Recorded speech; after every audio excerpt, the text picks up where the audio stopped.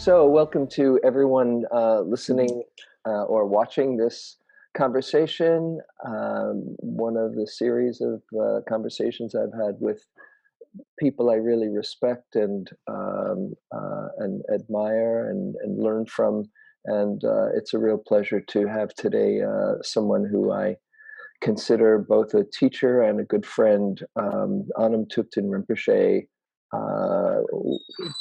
highly respected Tibetan teacher who lives here in the Bay Area. So, Rinpoche, first want to welcome you. So nice to have you here with us. Yeah, nice to be here. Thank you for the invitation.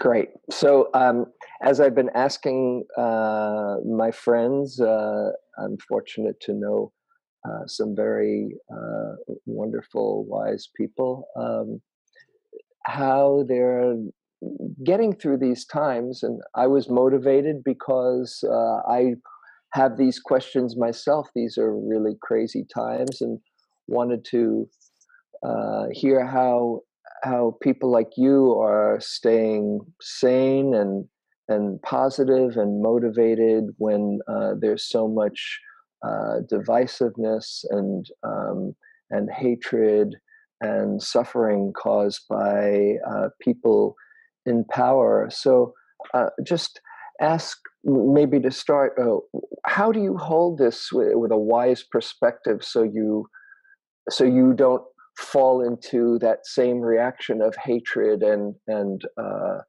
separation? This is a really wonderful question.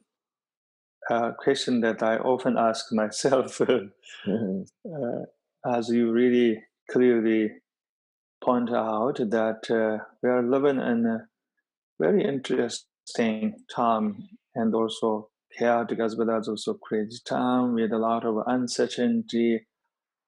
The political situation in this country and beyond is not very promising right now. So it's challenging for many of us to stay calm and not to get lost at the old egoic paradigm, which is to divide and separate ourselves from the others and thinking that we are the good ones. And then there is a group of people out there who are like our opponents and who are destroying the world. And that can be very tricky, this duality, even though it seems to be very much right and has also a logic behind it. In the Buddhist tradition, as you know, that the concepts of equanimity, this is maybe the best way to respond to what is happening right now.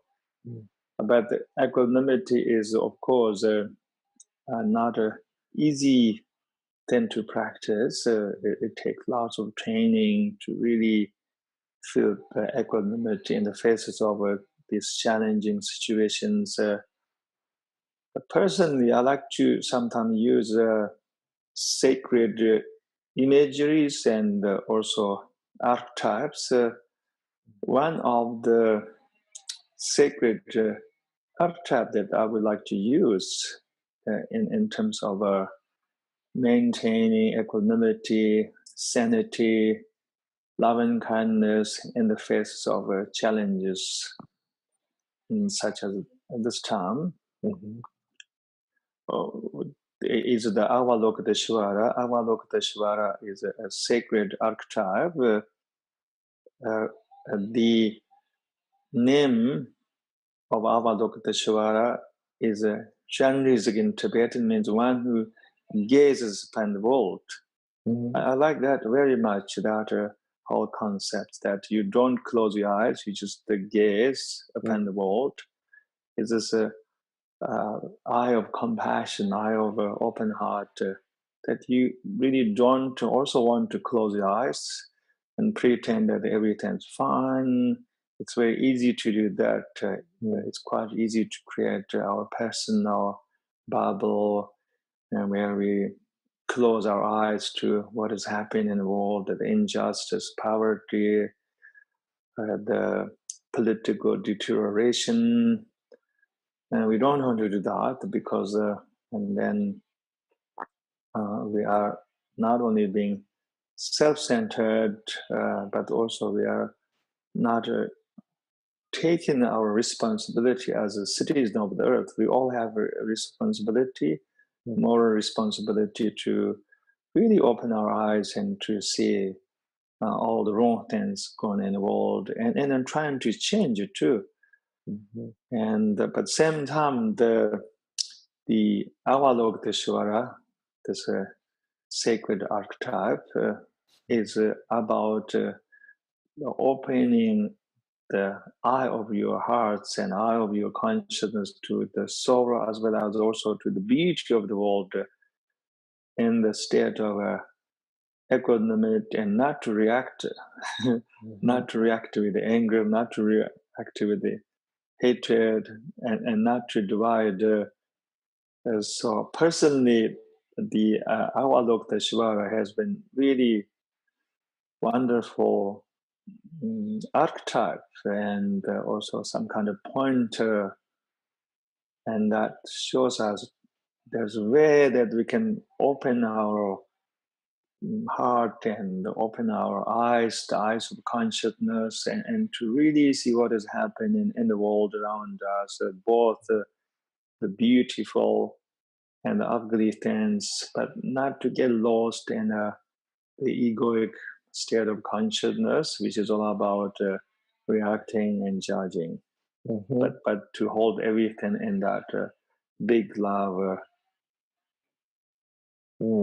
It reminds me of the female manifestation of Avalokiteshvara is Kuan Yin, who is often depicted in a very relaxed posture, where she sees the suffering and hears the cries of the world, and yet she's relaxed and not off center, or she can respond with that equanimity that you're talking about. And I often use that archetype myself, of that relaxed posture of Kuan Yin.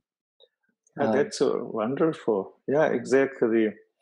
Also, it's quite important to have some kind of, you might like to call sacred or enlightened perspective.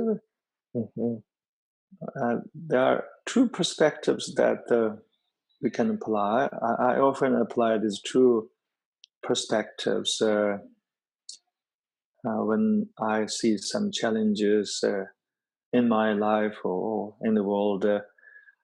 The one perspective that I often apply is this concept of karma, or the law of karma. It's this notion that whatever is happening right now in my life is a fruition of a certain cause and conditions, or even events that already happened, whether I can comprehend or not. That has been really amazing for me. In the same way, there's also collective karma. Buddhism talks about individual karma and collective karma. Yes. I think many people are familiar with the individual karma, this idea. Whatever is happening in my life is a somehow or another fruition of all the events and all kind of circumstances that took place that totally even goes beyond my comprehension. And then we don't take personally when we face challenges. We don't get totally upset, because we can kind of almost accept the difficulties, hardships, or mishaps happen in our life with that perspective. And then there's also collective karma too, which Yeah. is really an interesting concept. Every country has collective karma. I travel quite often these days in pretty much all over the world these days, to Europe, to Asia, and also I have been to some Latin countries in the past. It's quite amazing to really see that there's a collective karma shared by certain country, people, and community. And of course, we can maybe never understand the whole details, all the forces and precise factors behind those collective karmas. But right now, whatever we are experiencing in this country and in the world, there's some kind of collective karma that we are going through. And when we apply that perspective, then we have much more acceptance and we don't get upset or angry. We don't believe one person is responsible of all the bad things happening right now in the world. But at the same time, that doesn't make us lazy or totally passive. Right. And we still can be very much inspired and feel that we all have to do something right now, take our kind of moral responsibility as a citizen of the earth, and to do everything in our power to change. Even right now, what we are doing is a kind of our way of taking this responsibility. We are talking about all these issues, political and societal, or maybe even ecological issues, to raise level of awareness, and then usually action follows the awareness. And another perspective that I apply in my life is that to really realize that somehow I'm not really in control over anything, and neither maybe humanity. We have this kind of idea that we are in control over everything, but maybe just everything is happening in the grand scheme of all things as a play of life, play of the reality, and maybe don't have so much control over what goes in our life and the world. And that also often gives me a sense of peace and acceptance. But that doesn't disempower me. That doesn't make me passive. That doesn't make me think, oh, now I don't have to do anything, because everything is just natural play of life or reality. Let everything fall down. At the same time, I also feel that there's a kind of courage and commitment to do what I'm supposed to do in this world to make things better. I'm sorry.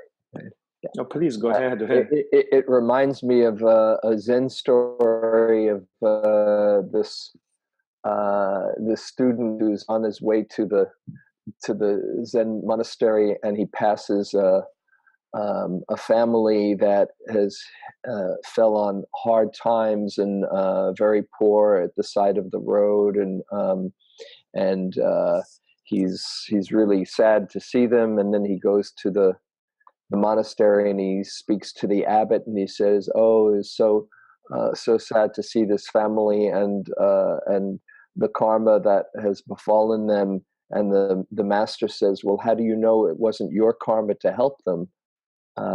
So that's it's not that you can just say, "Oh, well, that's too bad," but part of the karma, collective karma, is we all need to wake up and do what we can to make a difference. And sometimes I think that these crazy times have their benefit in that it wakes people up from their sleepwalking and saying, "Wait, we have to do something here," and and so it's forces of ignorance wake up forces of consciousness and caring and love. Absolutely. As you know, sometimes when powerful disaster, natural disaster strikes, like earthquake or flood or fire, Mm-hmm.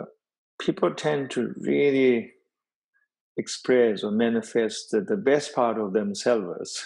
Mm-hmm. You can see that from watching news. Also in California, we have the natural disasters, especially fire and also earthquake.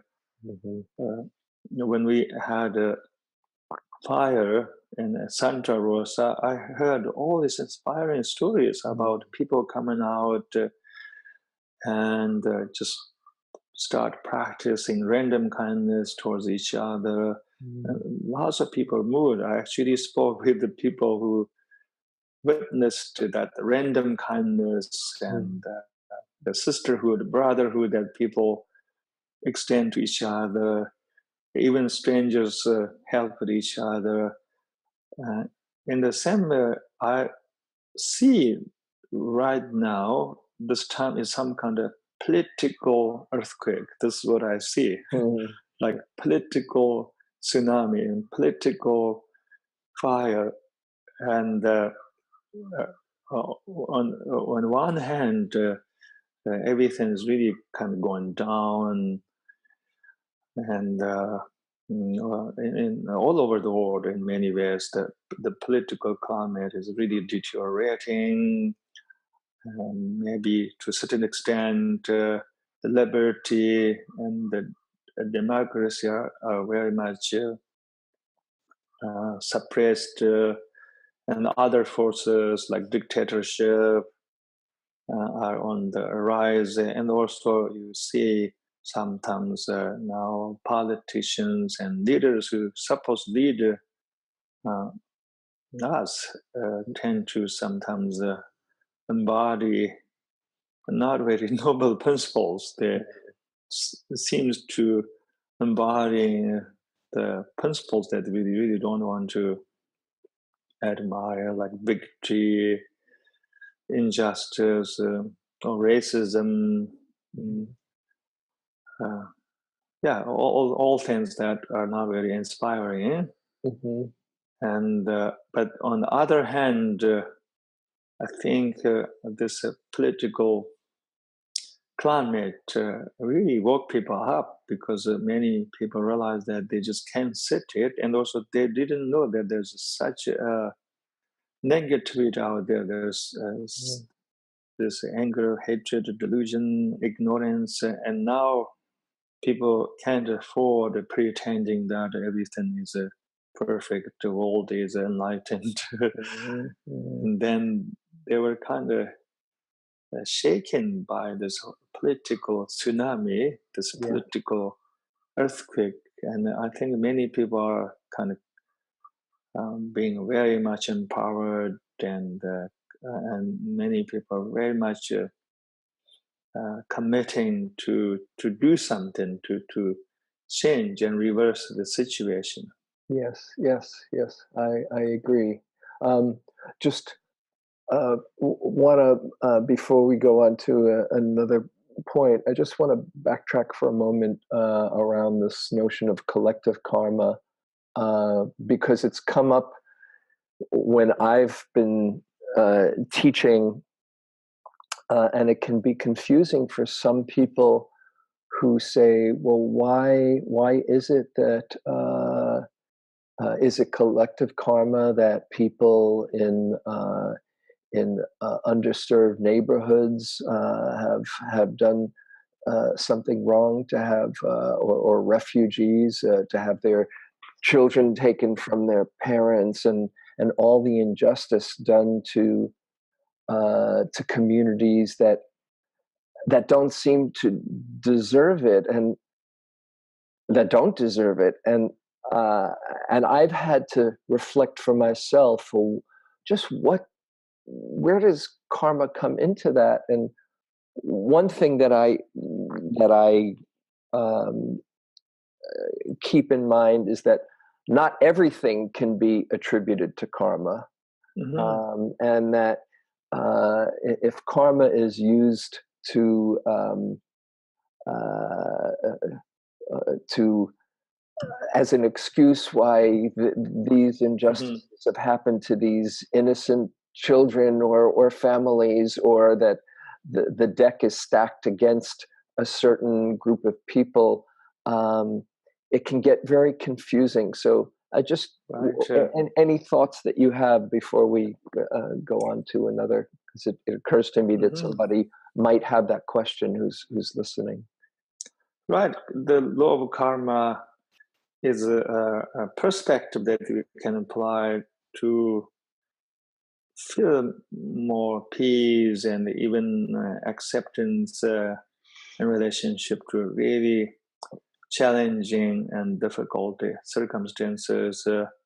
But also the idea of karma reminds us that we do have, in many ways, choices, and we also have influence for our future, for our own future, as well as the future of the world and the collective society.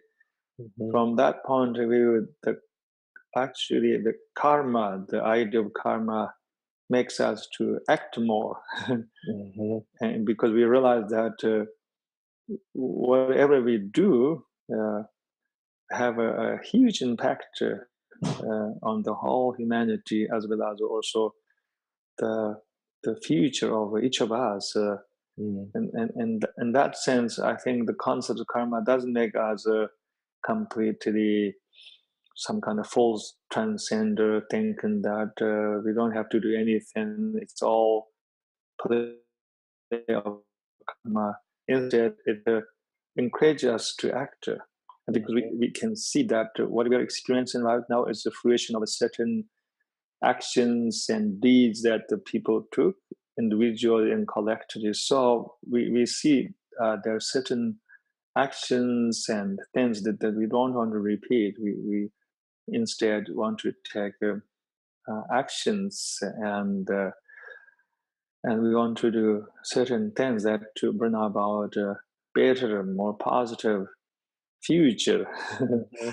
So you're not, it's not so much to look back and feel that there's some kind of punishment for my situation, rather to see, okay, this is the situation and I have a choice how to respond wisely given the situation that I'm in. Then I can either close my heart and become more bitter and angry or hating, or I can learn a deeper compassion and have a different response.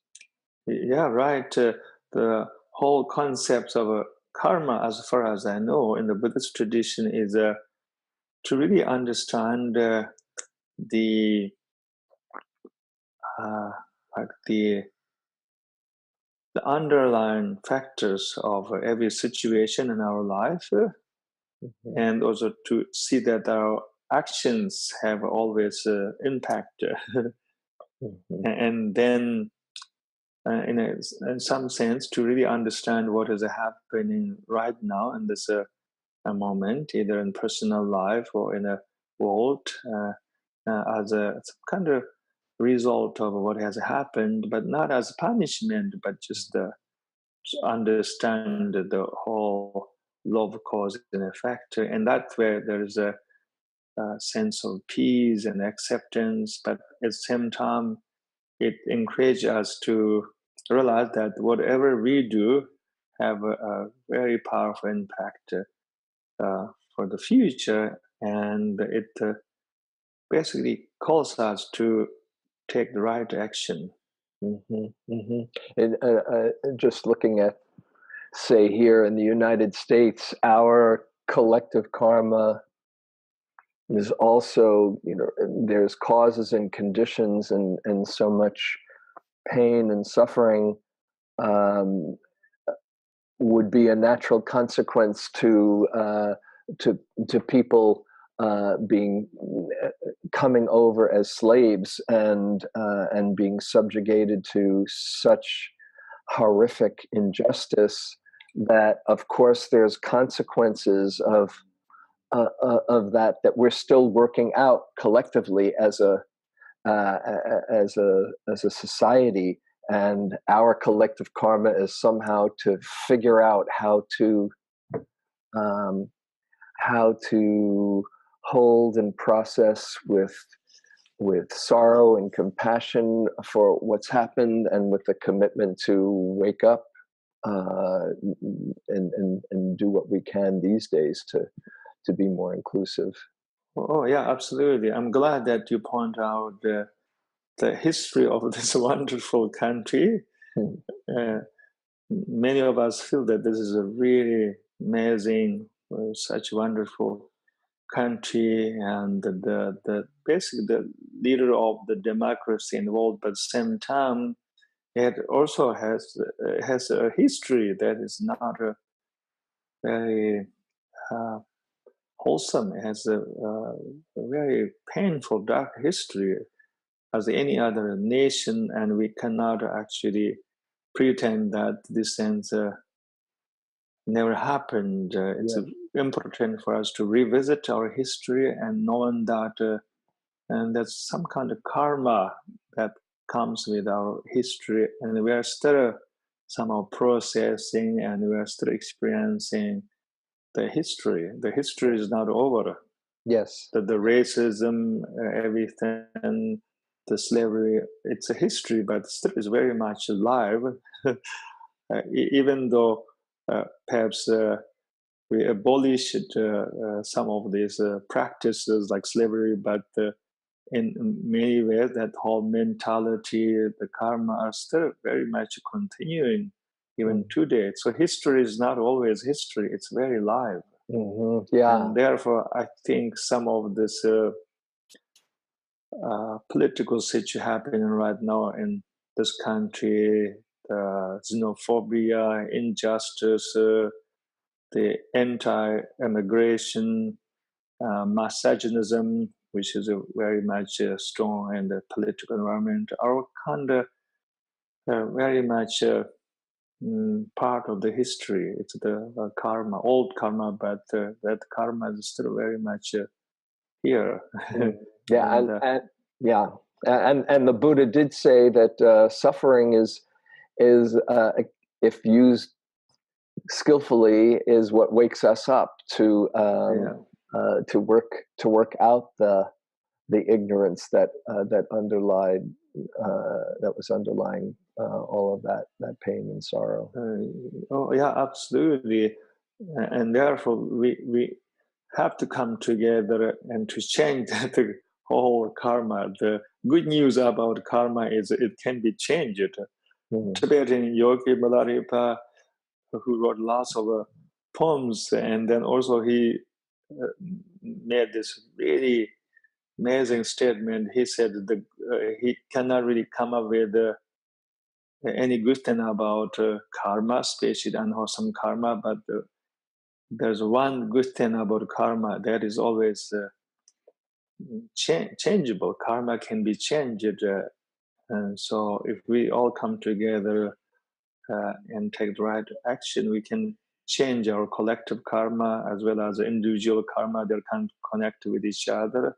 And therefore, this interest as well as a crazy time are in many ways galvanizing many people to come together and to not be just passive, but to take actions and to take the whole society to the right path and to purify and to leave all this painful karma behind.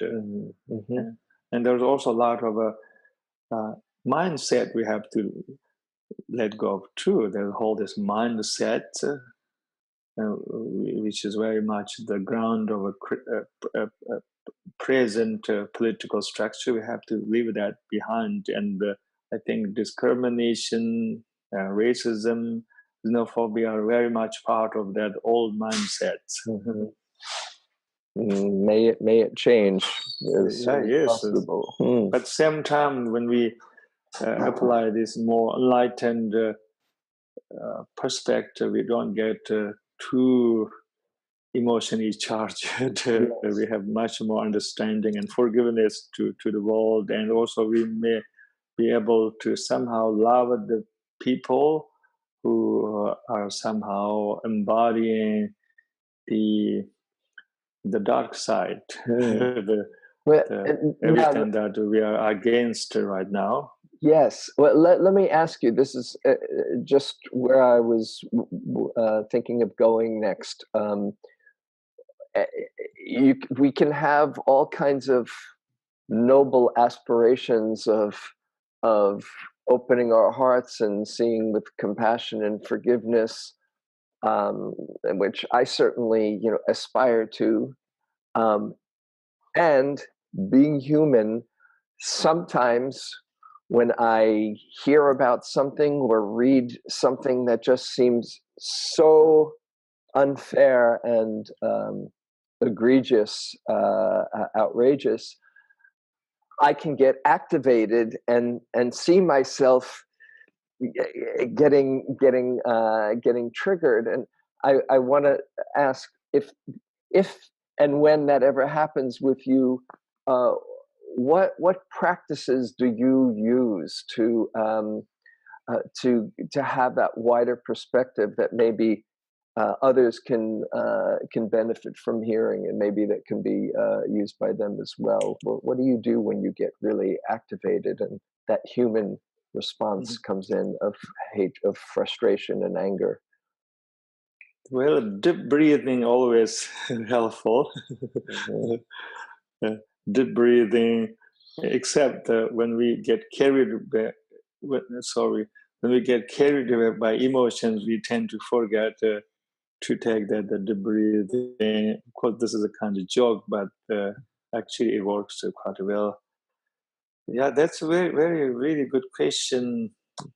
I think we kind of have to always prepare, and in terms of knowing that we have this tendency to react, we kind of have to acknowledge that we have the tendency and always ready to deal with that, even in the times of peace, because we never know what will trigger these powerful emotions, and also we never know what is going to happen in our life,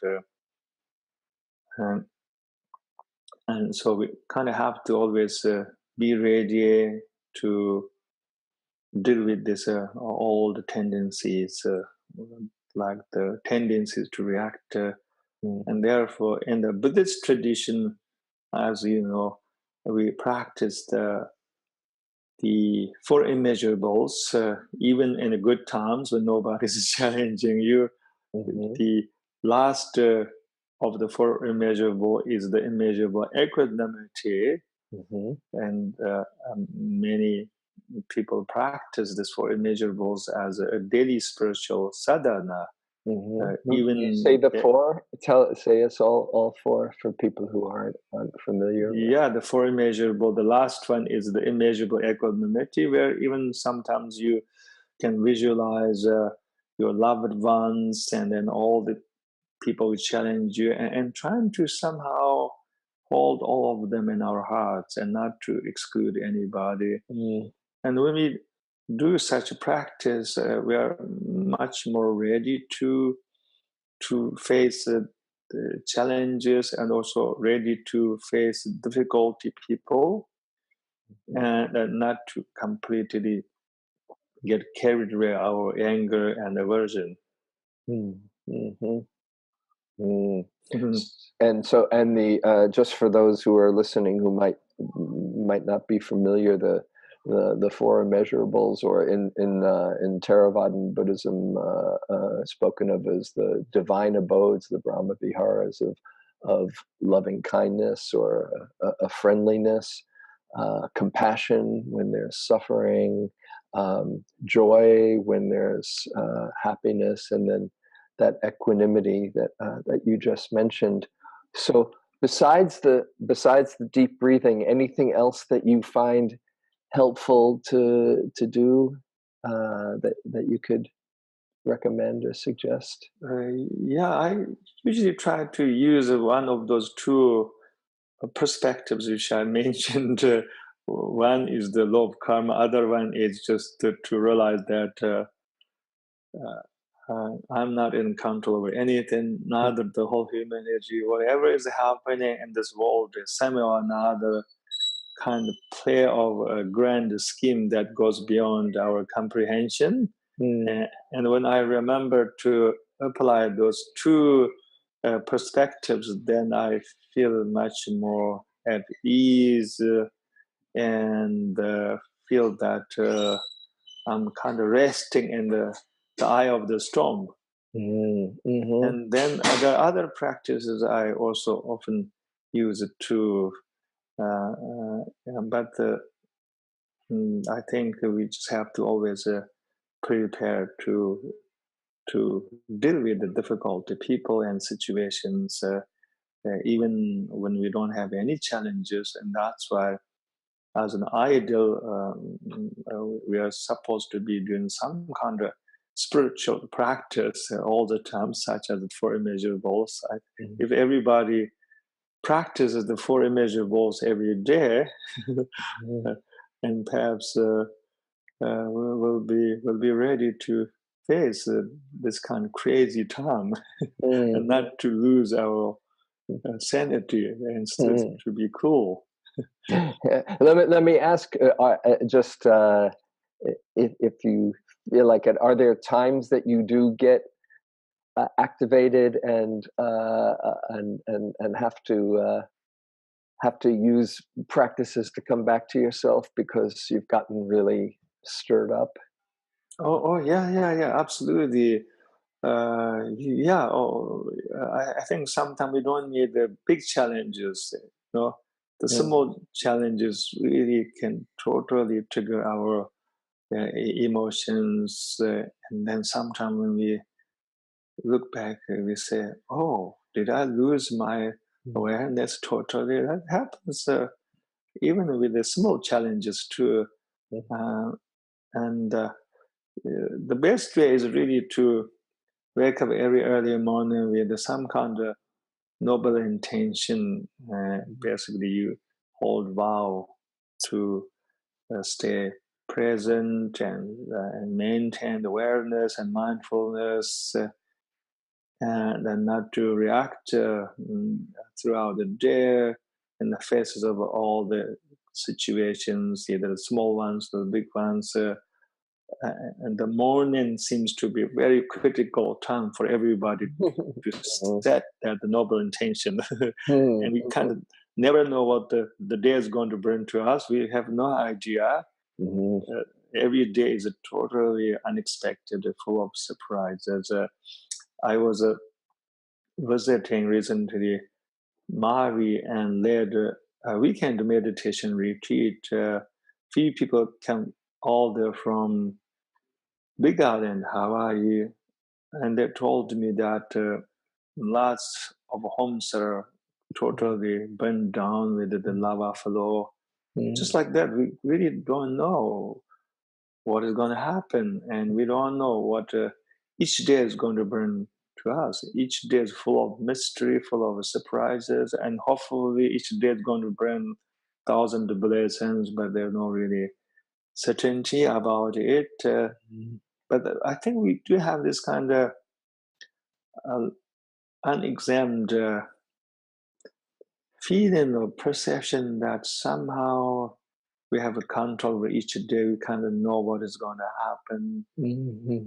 And every day when I wake up, I have no idea what is going to happen to my life. I mean, there's certain things I know I'm going to perhaps eat lunch and dinner and spend time with my loved ones. I have daily routine that I follow, but I have no idea in ultimate sense what would happen to me. That's why we kind of have to remind ourselves every early morning, each day is full of mystery, darkness can visit me, blessings can befall me, tragedies can befall me, and sometimes these days all you need is just to open your smartphone and read news. You don't even need tragedies, and that can totally challenge you and make you extremely upset and reacting, because there are a lot of really bad narratives in the news all the time. There are not too many good news. And so we kind of have to tell ourselves, be ready and not to react to all these situations, informations coming from outside, but stay cool, present, stay in that equanimity, open heart, awareness, mindfulness. That has been most effective for me personally. Setting that noble intention when you wake up. Excellent. And yeah, I ask because I think it's good for people to know that even a master can get activated and be upset and be human, and there's no shame in that. If that happens, it's more that's just part of being human, and there are practices and ways to hold it instead of thinking, oh, I'm not being a spiritual person because I got upset or angry. That it's as much just being human and holding that humanness with compassion and understanding than thinking you should be above those kinds of reactions. Oh yeah. Well, let me ask you something else, and we'll probably need to wind up soon. But I personally find it helpful to have some inspiring vision or positive vision, even though we don't know how things will unfold. But to have some aspiration or vision helps me to stay motivated to work towards that. And I've been asking these guests, and want to ask you, do you hold, or do you have some kind of positive vision about where all of this is leading? And if so, could you share with in me, the, us? yeah. In the times of hopelessness with the world, my mantra is, "This too shall pass." And that has been a great mantra. It reminds me that this situation is not going to be here for a long time, and eventually it will go away and something else will replace. But also the world goes through these changes all the time, ups and downs. Sometimes the world is descending, other times it is also ascending. But in general, it's quite important for us to be optimistic and have a faith in the goodness of the humanity, and knowing that somehow everything is going to change for the better. Personally, I'm very much optimistic, but we need to take actions. It's not enough to be optimistic. And we can be optimistic by knowing that we can do something to change the world, or change the world, the better place, and also know that there's so many people out there who are trying to change the world for the better place. In general, I believe there's much more goodness in the world, and then badness, or there's much more love and kind heart than hatred, anger. This is how I believe, and this is how I perceive. Maybe I'm running into all these wonderful people, these loving bodhisattvas, but I'm very optimistic actually.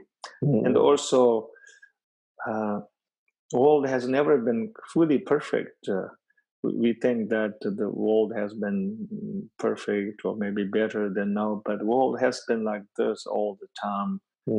And somehow we end up having more like political institution right now, as well as leadership that have this strange gift to really point out, accentuate the problem, the delusion, the ignorance, the hatred, which are already there all along. So nothing's really new. But somehow, as you pointed out, we can take this as an opportunity to bring about self-knowledge and also understanding of what is here in our collective psyche, and realizing that we maybe need to do.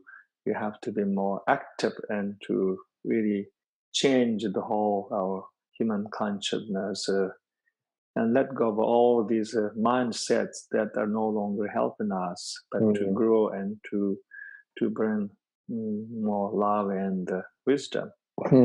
So yeah, it's true that all the good doesn't make news like the outrageous things. That's what we see when we open our phones or read the news. All the sensational things that are hard to take, but there's goodness all around. But I love what you're saying about it's not enough to just be optimistic. That the key is to let that optimism motivate you to act and do something.